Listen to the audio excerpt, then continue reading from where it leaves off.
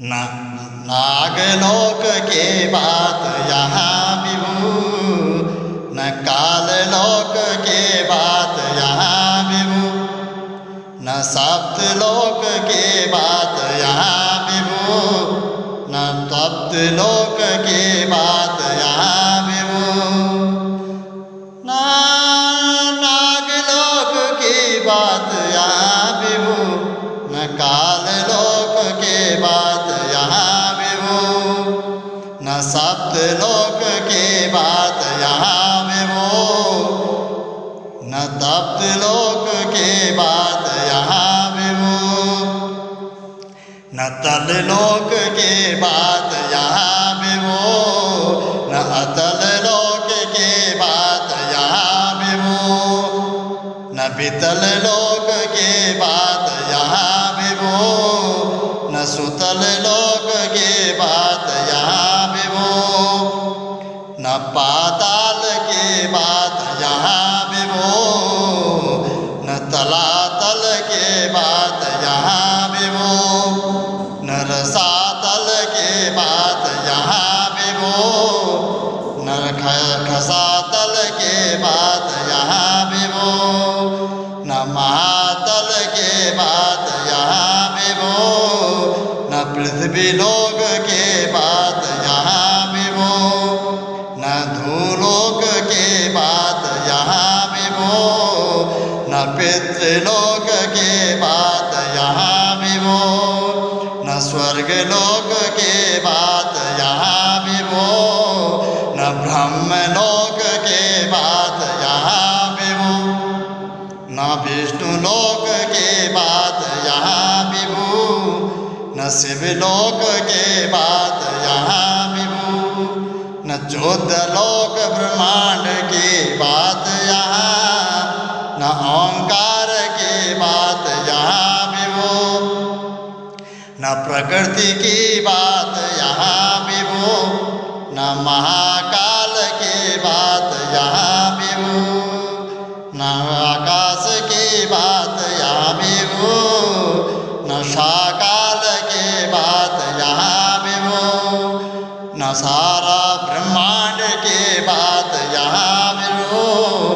न रजतम सत की बात यहाँ विभू, न रजतम सत की बात यहाँ विभू, न संपूर्ण प्रकृति का बात यहाँ विभू।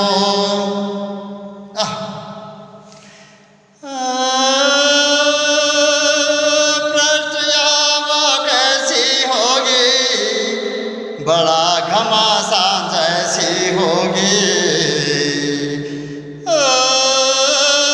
प्रश्न यह कैसी होगी, बड़ा घमासान जैसी होगी, उसका पार न किसने पाया, कितनी उसकी महता होगी। प्रकृति का यहाँ अंत अमृत है,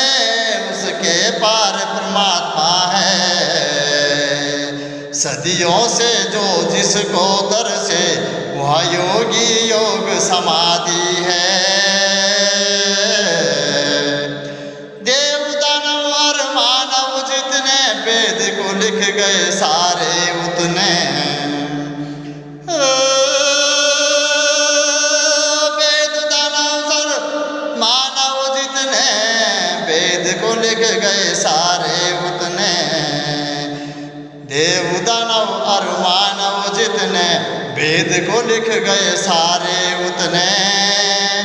उसका पार न पाए प्यारे, नेति नेति कह गए सारे।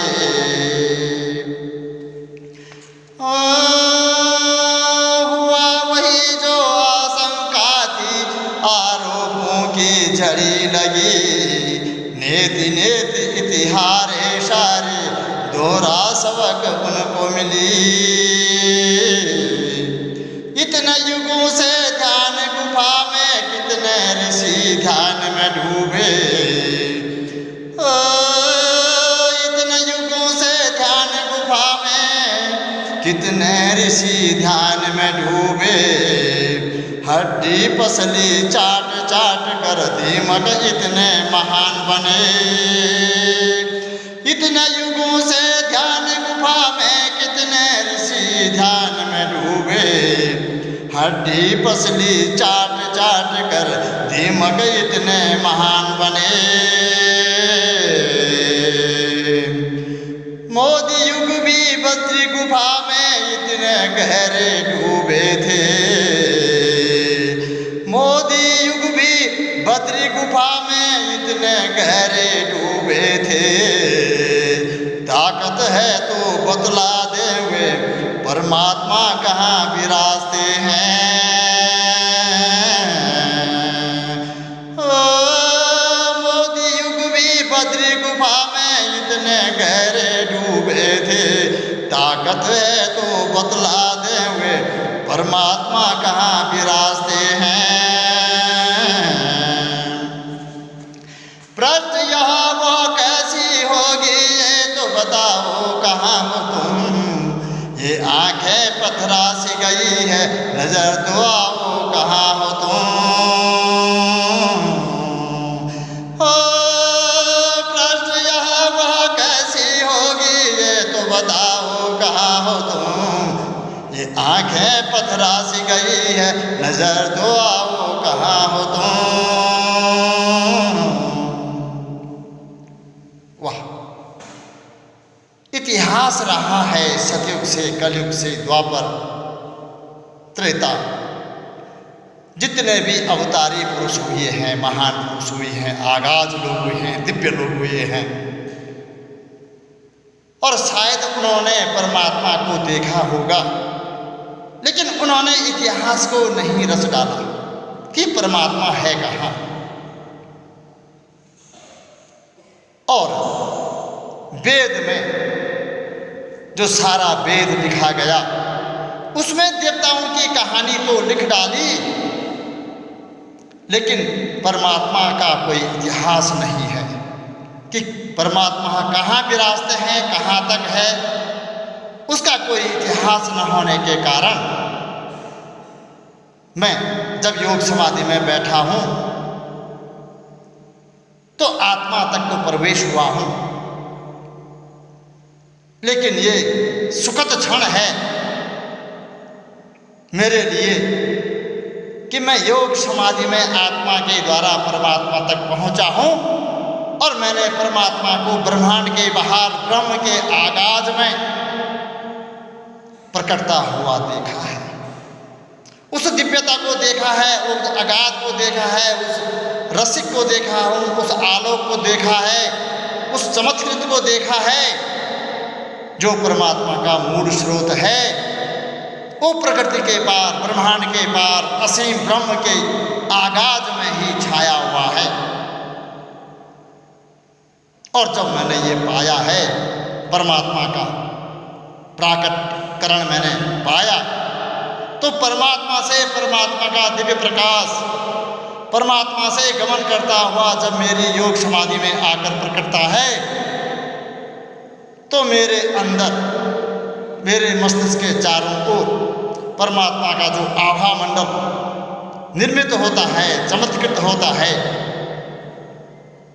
तो मैं तो गदगद हूँ, मैं तो धन्य हो गया हूँ कि परमात्मा ने मुझे योग समाधि में आकर मुझे दर्शन दिया है। तो मैं तो परमात्मा का ऋणी हूँ, क्योंकि मैंने जीते जी मोक्ष पा लिया। और लोग कहते हैं कि मोक्ष मरने के बाद प्राप्त होता है। मरने के बाद होता होगा या नहीं होता होगा, मैं इसका प्रश्न मेरे पास नहीं है, लेकिन जीते जी परमात्मा का दर्शन पाना ही मोक्ष है। तो इन कविताओं के द्वारा मैं आपको मोक्ष की घड़ी तक पहुंचाने की आशंका रखूंगा। और इन कविता के द्वारा, इन शब्दों के द्वारा, इन शब्दों के अंदर जो परमात्मा का विस्तार है, अगर आप उस विस्तार को पकड़ें तो वो दिन दूर नहीं है जब आप परमात्मा पर पहुंचेंगे। तो आज की कविता यहीं पर मैं समाप्त रखता हूं और अपनी वाणी को विराम रखते हुए धन्यवाद करता हूं।